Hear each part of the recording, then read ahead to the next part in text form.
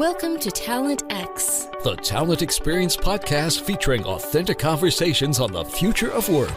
empowering you to better understand and deliver a best-in-class, future-proofed career experience. For more insightful conversations, visit talentxpodcast.com. We hope you enjoy this episode of the Talent X podcast. Hello, I'm John Hollon, and welcome to Talent X, the Talent Experience podcast. Today's guest is Sharlyn Lauby. Sharlyn is an author, writer, speaker, and talent management consultant. She's been named a top HR digital influencer and is best known for her HR Bartender blog that she describes as, quote, a friendly place to talk about workplace issues, unquote. HR Bartender has been recognized as one of the top 5 blogs read by HR professionals by no less than SHRM, the Society for Human Resource Management. And it has also been honored as the best business blog by the Stevie Awards, the world's premier business awards. Publications such as the New York Times, ABC News, and the Wall Street Journal have sought out Sharlyn's expertise on topics related to human resources and the workplace.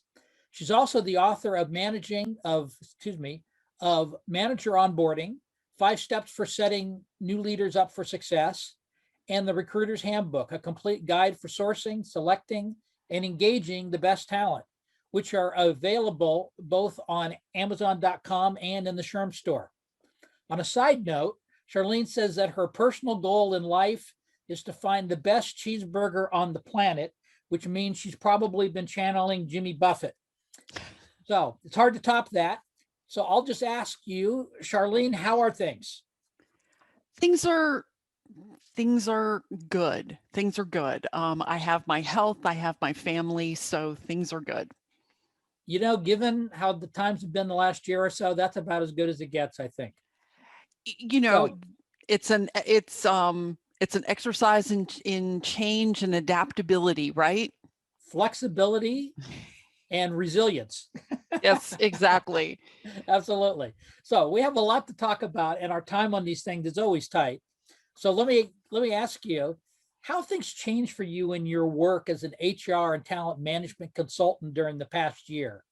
What are organizations looking for when they reach out to you now? And what kind of workplace and talent management trends are you seeing in the wake of the lockdown and so many people now working remotely?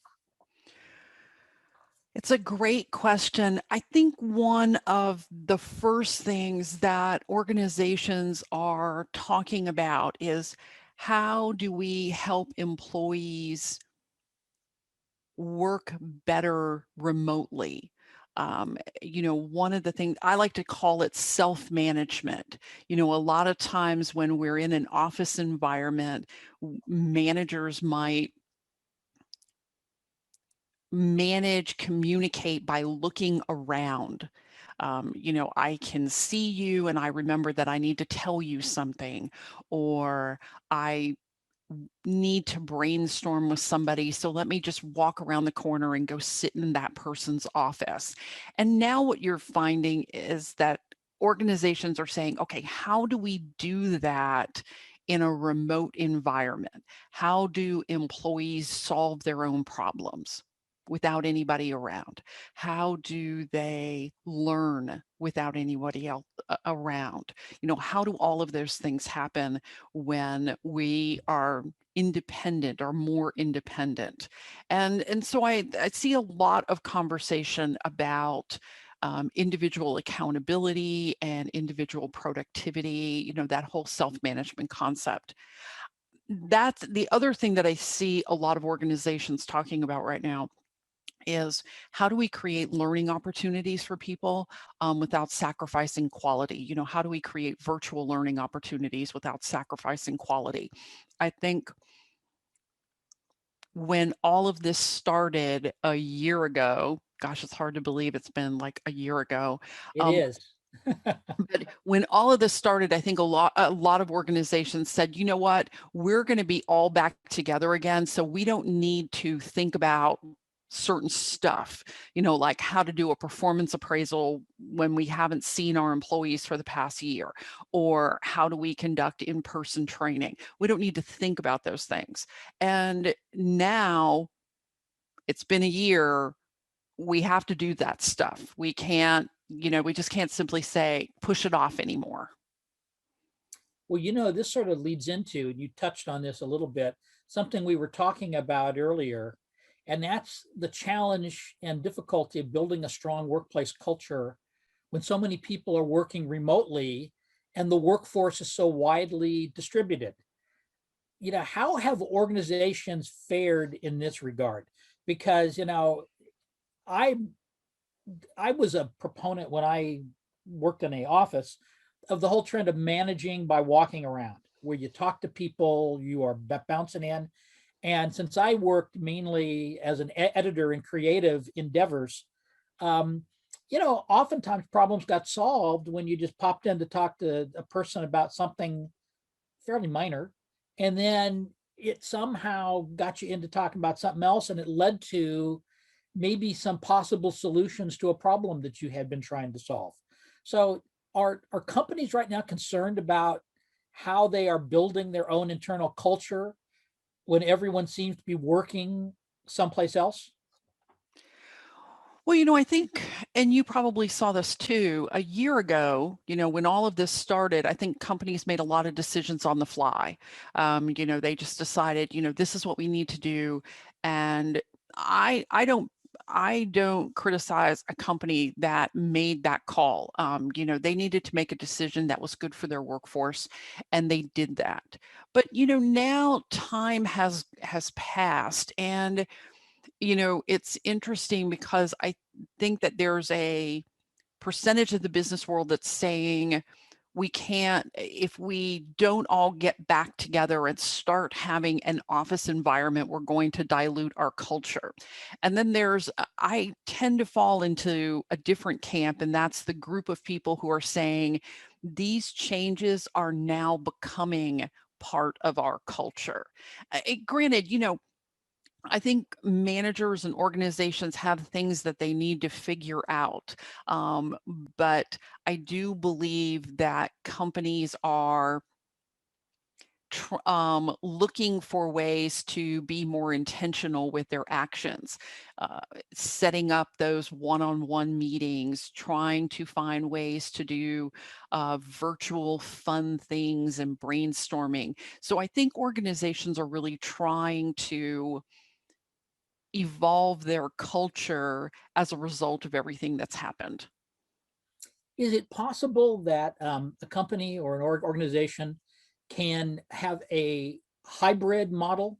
And I've been reading that some companies are talking about maybe the way to help with the culture is to have a day or two or three, depending on the company, a week where people came back into an office and were there. And so you work from an office part of the time and you work at home part of the time.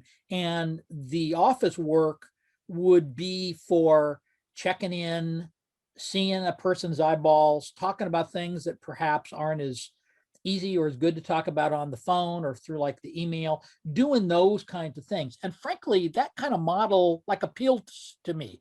If Fuel 50 was based in, say, San Diego, I could take the train, go 90 minutes to San Diego a couple of times a week, and that would be just dandy by me. And I would feel closer to my coworkers and the people that like I work with and with my staff. Are you seeing that? Is it possible to like do that? And but by the way, I agree with you that what we've been doing for the last year is now part of the culture, whether we wanted it to be or not. And we have to just cope with that.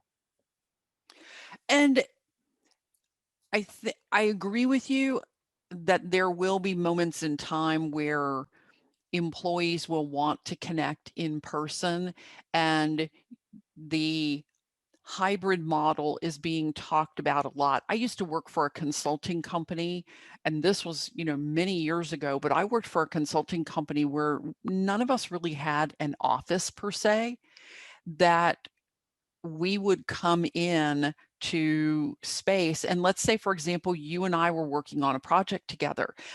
We would arrange to be in close proximity to one another, because that way we could work on our project together. We weren't interrupting anyone. We could, brainstorm together. We could work on, deliverables that we needed to work on.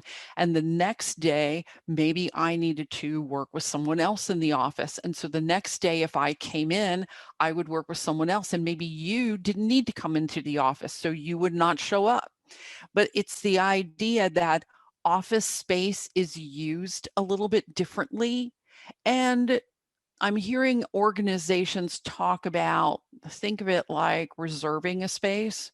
And we reserve a space, it's cleaned for us, and then if we're not using that space, someone comes through and they clean it for the next people who are going to use that space. So instead of uh, think of I have an office, maybe with pictures and plants and all of that kind of stuff that we typically, have around our desk area. Think of your office as being very portable. That the focus is on the relationship and the work, not on the space. I know you watch leadership pretty closely. Have you seen anything, any decisions, any things that companies or organizations have been doing during the lockdown that particularly impressed you, or struck you as a really innovative solution to some of the workforce and talent management challenges that we've been facing? One of the things that I thought was pretty impressive when companies were making the decisions to send employees home was several companies just said, take whatever you need. You need your chair, take your chair. You need your monitor, take your monitor. You need files and pens and whatever, just take it.